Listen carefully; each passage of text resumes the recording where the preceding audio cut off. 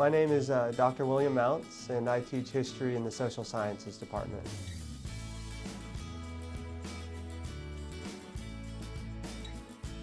Well, like all professors at MSSU, or I would assume all professors, I greatly care about my students and the costs of going to university. And if there was a way to lower that cost or defray it in some way, then I'm definitely interested in doing so. So that was probably my initial interest in doing OER.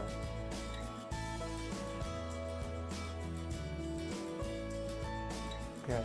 The OER journey for me was slow. I don't know if it's the nature of a historian or just a scholar, but I don't like to leave things that I'm very familiar with and venture off into something new. And it's not just being lazy.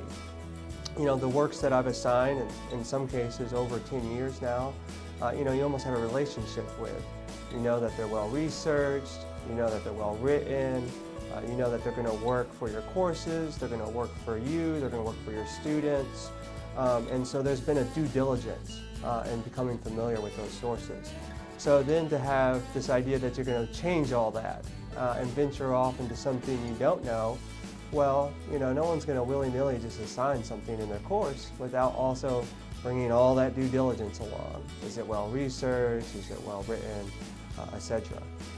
And so, that's always the concern, and it takes a lot of time to then switch something over and make sure it's going to work with everything your course is trying to do. And so the discovery for me, the people who really nudged me in that direction, obviously I was very concerned about lowering costs for students, but I'm also concerned about maintaining scholarly integrity in the classroom. So the people that nudged me was, well, you were one of them, having the OER committee, going to y'all's presentations, realizing that we are just now in an era that there are so many available resources in the classroom for professors to use. And then also the distance learning department here at MSSU. Diana Fordham has been great. She's held my hand, so to speak, to push me or walk me in that direction. Felicia Morley, Scott Snell as well, both of them. And so they too were showing me not just the resources that were available, but how easily they could then be implemented into, say, a Blackboard site. Which again, for someone who's not super tech savvy, that's thinking hours of my life trying to implement a new source. And having that support was really necessary for me. I don't know if I would do it without that support.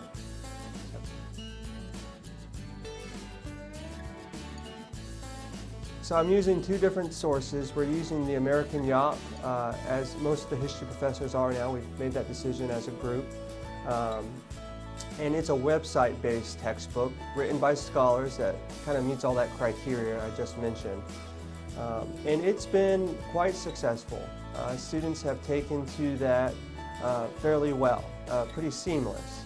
And it helped that that source was designed by historians for other historians, knowing the way most people teach those survey classes.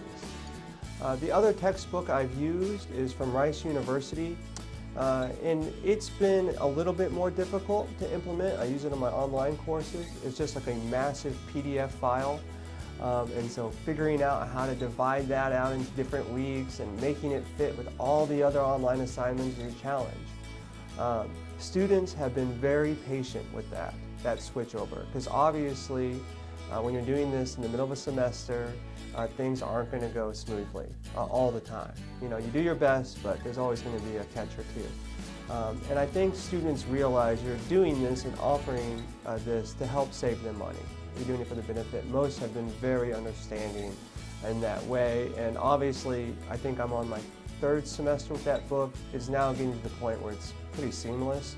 But that initial jump, is like diving into the deep end of the pool. And so most students have been pretty respectful in that regard.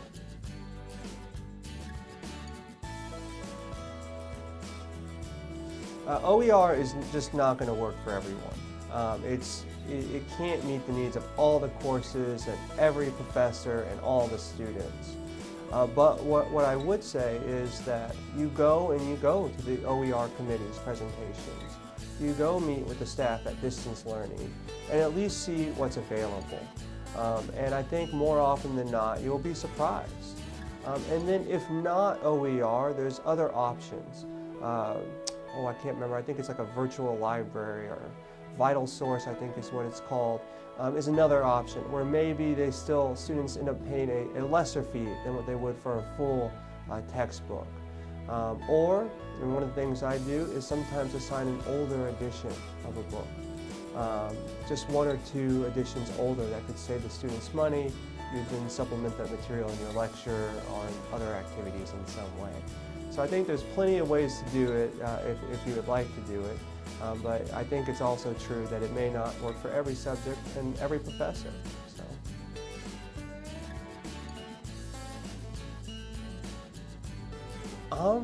I say take the plunge and do your best to try it. It does take time, and that is a little bit of a warning. Most professors here at MSSU work quite a bit already. We teach a lot. Most of us still meet our scholarly research goals. Most of us are also active in the community in some way. Most of us have families, or colleagues, or friends that we also want to spend time with. And then we're also advising students, meeting with students, guiding their projects.